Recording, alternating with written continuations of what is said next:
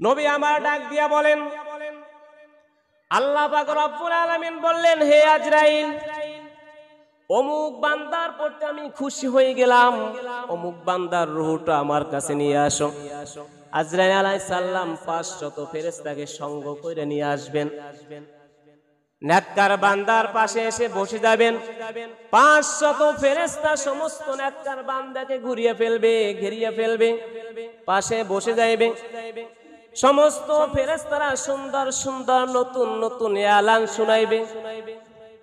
আজরাইল আলাইহিস সালাম যখন নেককার বান্দার সামনে বসে যাবে, যখন রূহটা বাহির করবে, এর আগে থেকে নেককার বান্দার সামনে জান্নাতের কিছু বৈশিষ্ট্য তুলে ধরবেন, জান্নাতের দরওয়াজা দেখাবেন, জান্নাত দেখাবেন, জান্নাতের ভিতরে ফল ফুল দেখাবেন, বিভিন্ন নিদর্শন বাহার দেখাবেন।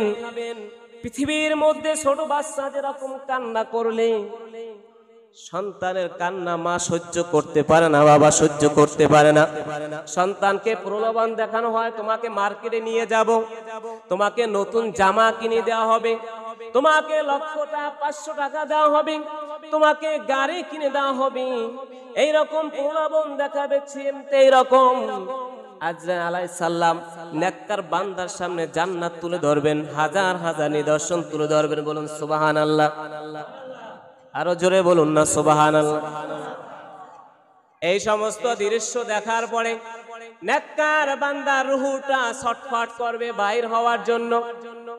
খাসার ভিতরে পাখি থাকলে যেরকম খাসার সামনে খাবার নেওয়া হয়, খাবার দেখে খাসার ভিতর বসে পাখিটা যেরকম ছটফট ছটফট করতে থাকে, ওই রকম নেককার বান্দার রূহ ছটফট করতে থাকবে বাইর হওয়ার জন্য, আল্লাহর কাছে যাওয়ার জন্য, আল্লাহর ক্ষমার দিকে অগ্রসর হওয়ার জন্য। আল্লাহ পাক রব্বুল আলামিন জানাই দেন, ইয়া আইয়াতুহান নাফসুল মুতমাইন্নাতু রুজিই ইলা রাব্বিকি রাদিয়াতাম মারদিয়া ফাদখুলি ফি ইবাদি ওয়াদখুলি জান্নাতি।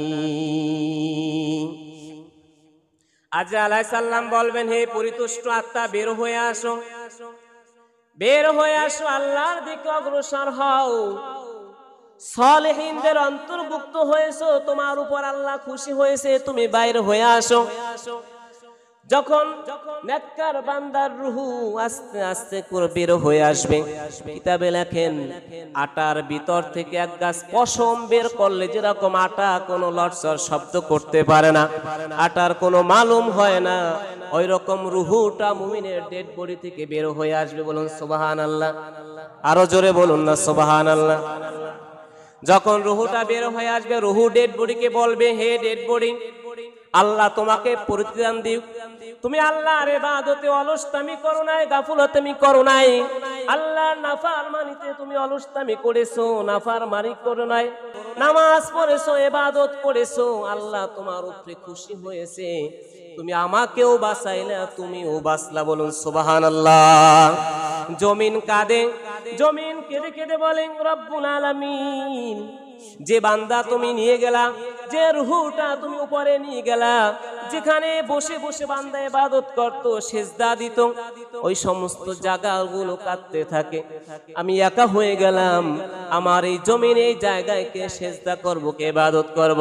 আকাশের দরজাগুলো কাঁদে, রব্বুল আলামিন, বান্দা যত আমল করেছে সমস্ত আমলগুলো নূর হয়ে যে দরজা দিয়ে উপরে উঠতো, ওই দরজাগুলো কাঁদতে থাকে, এখন আর কোথা থেকে নূর আসবে, তোমার বান্দা তুমি নিয়ে গেলা, এখন আমার এই দরজা থেকে নূর কোথা থেকে আসবে।